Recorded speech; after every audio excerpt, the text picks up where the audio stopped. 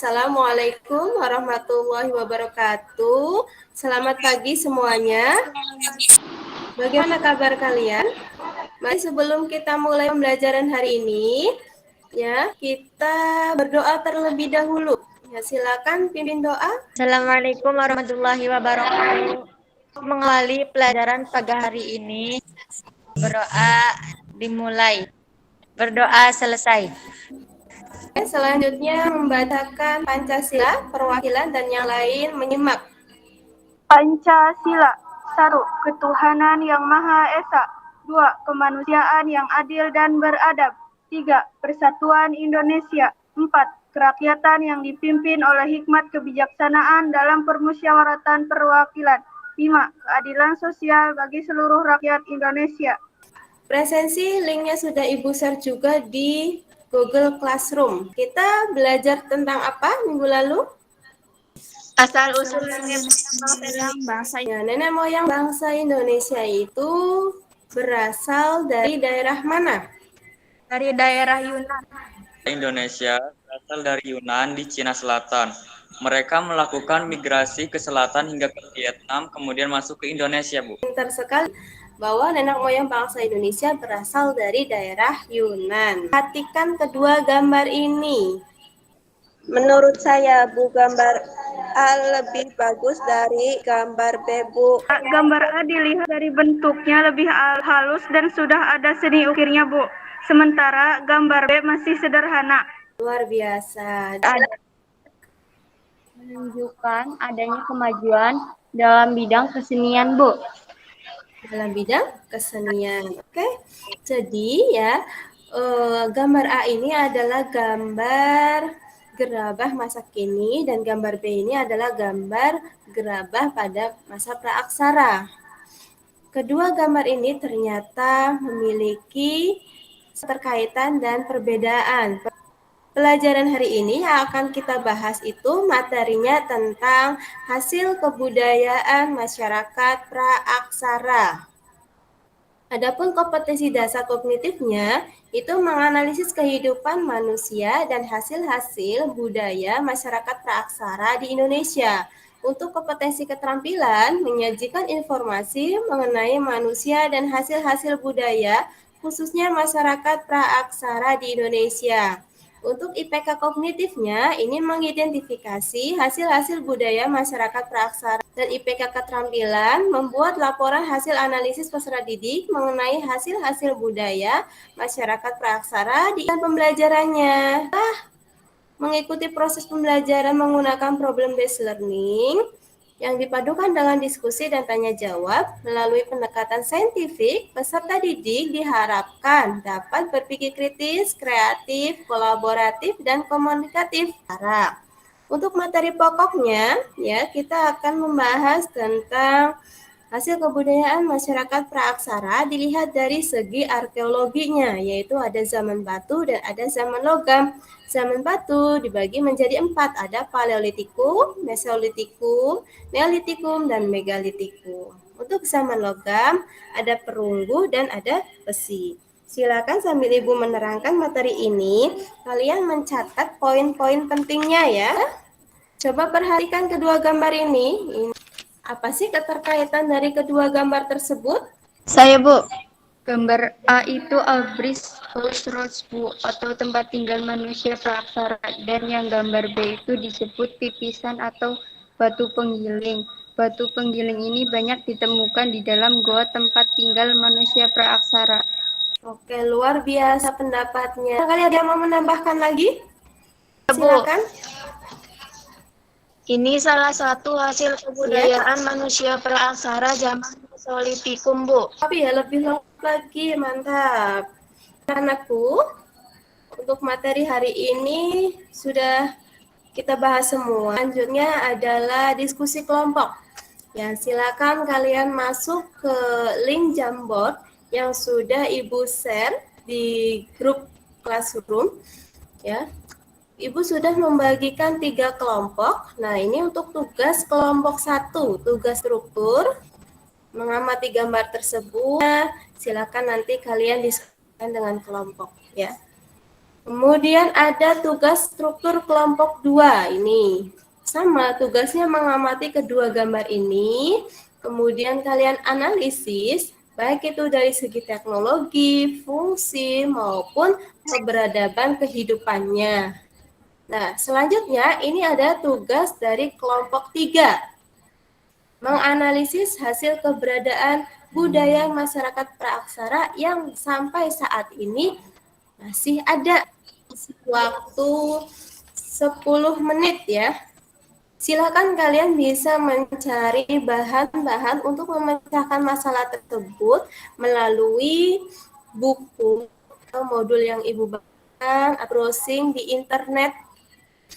Jika ada kesulitan, bisa ditanyakan ya. Kita ini berkomentar, yaitu mengenai fungsi sebagai alat penetak untuk menusuk binatang atau menggali tanah saat mencari umbi-umbian. Kelompok 3 ini udah mulai nih.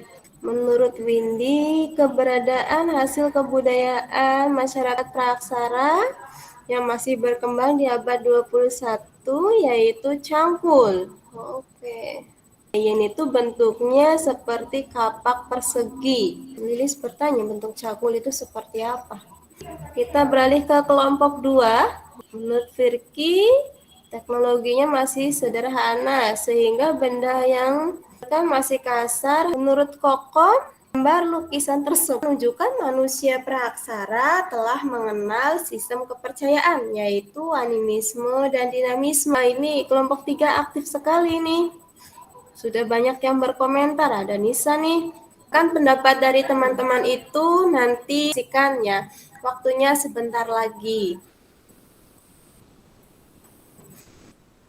Oke, waktunya sudah habis. Nah, yuk silakan presentasi.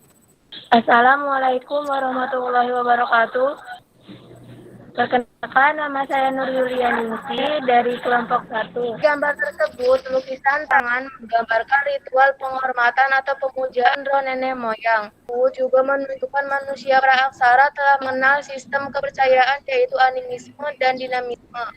Apabila dari kelompok lain ada yang mau bertanya, dipersilakan. Assalamualaikum warahmatullahi wabarakatuh.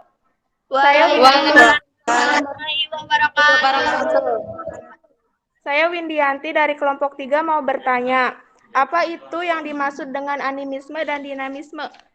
Saya akan menjawab pertanyaan dari Windy.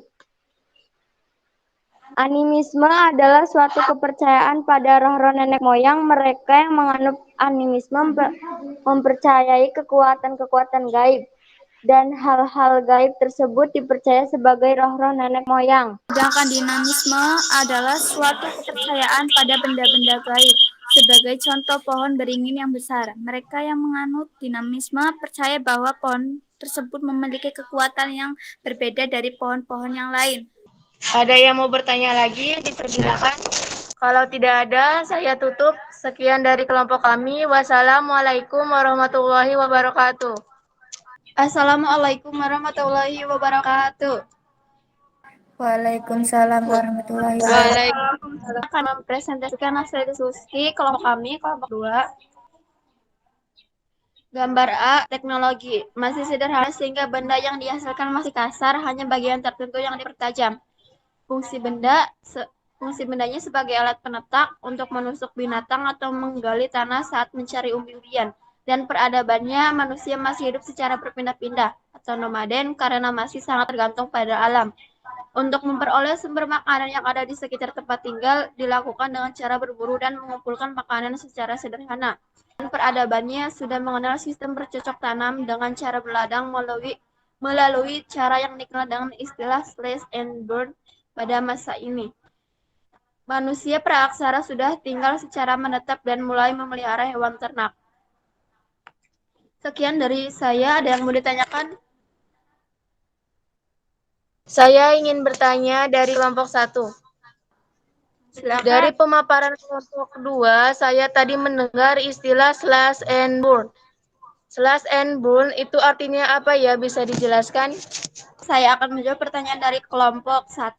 And burn adalah sistem tebang dan bakar. Pola hidup berladang dengan berpindah tempat dalam jangka waktu tertentu sebelum meninggalkan daerah lama. Daerah lama akan ditebang dan bakar tumbuh-tumbuhan yang ada. Sekian tahun kemudian akan kembali ke tempat semula. Sekian dari kami. Ada yang mau ditanyakan lagi? Oke, terima kasih. Sekian presentasi dari kelompok kami. Wassalamualaikum warahmatullahi wabarakatuh. Saya akan mempresentasikan dari kelompok 3. Bentuk seperti kapak persegi tetapi dibuat dengan bahan besi yang sudah dihaluskan, dipipihkan, dan bagian ujungnya dipertajam. Besi yang digunakan dilengkapi dengan kayu sebagai alat untuk memegang fungsi dari benda ini sebagai alat untuk menggali tanah. Apakah ada yang ingin ditanyakan? Saya mau bertanya, apakah contoh lain selain cangkul? Ada seperti misalnya cobek. Bentuk dan fungsi cobek ini sama dengan batu pipisan masa praaksara digunakan untuk menghasilkan makanan atau bahan-bahan. Untuk presentasi ini dari kelompok 1, 2, dan 3, alhamdulillah semuanya berjalan dengan lancar. Kebudayaan masyarakat praaksara yang berkembang saat itu dan kemudian dikaitkan dengan kebudayaan yang saat ini masih. Kemudian dari pemaparan teman-teman, apakah masih ada yang belum jelas? Bu, saya mau bertanya, untuk hasil kebudayaan manusia praaksara, selain yang bersifat keberadaan yang saat ini masih ada ya, Bu? Oh, tentu saja ada ya. Jadi selain berupa benda-benda, untuk hasil kebudayaan praaksara ini juga bisa berupa animisme dan dinamisme ya. Kemudian ada sifat kegotong royongan, itu sudah ada sejak zaman praaksara. Mereka melaksanakan gotong royong dalam mempertahankan hidupnya. Sifat kegotong royongan ini sampai saat sekarang itu masih berkembang di Indonesia, bahkan menjadi ciri khas masyarakat Indonesia. Dari awal pembelajaran sampai sekarang, adakah yang mau menyimpulkan? Apa sih kesimpulan pembelajaran hari ini? Silakan. Saya, Bu. Renata. Kesimpulannya, dalam kehidupan masyarakat praaksara dari zaman batu sampai dengan zaman logam menunjukkan adanya peningkatan peradaban, Bu. Terlihat dari peralatan dan kehidupannya semakin membaik. Ya, bagus tadi jawabannya luar biasa. Purba itu selalu mengalami peradaban yang meningkat. Bahkan sampai sekarang peradaban manusia itu semakin tinggi dan juga canggih. Kita tidak bisa terlepas dari perkembangan dan kemajuan IT. Itulah kesimpulan untuk pembelajaran hari ini. Diskusi sudah selesai, kemudian tugas berikutnya ada mengumpulkan poster dan hasil diskusinya. Penilaian keterampilan. Nah, untuk penilaian pengetahuan, silakan kalian kerjakan soal evaluasi. Linknya sudah di Google Classroom. Untuk pembelajaran hari ini kita belajar tentang apa saja ya? Lihat dari segi arkeologinya, Bu, yaitu zaman batu, Paleolitikum, Mesolitikum, Neolitikum, dan Megalitikum. Dan zaman logam yaitu zaman perunggu dan zaman besi. Oke, bagus ya. Terima kasih untuk kelompok 3 ya yang sudah aktif banget. Untuk pertemuan berikutnya, nanti kita akan mempelajari tentang teori masuknya Hindu-Buddha ke Indonesia. Semangat dalam belajar meskipun PJJ, kemudian jaga kesehatan. Kita berdoa dulu dengan membaca hamdalah. Alhamdulillahirabbil alamin. Wassalamualaikum warahmatullahi wabarakatuh.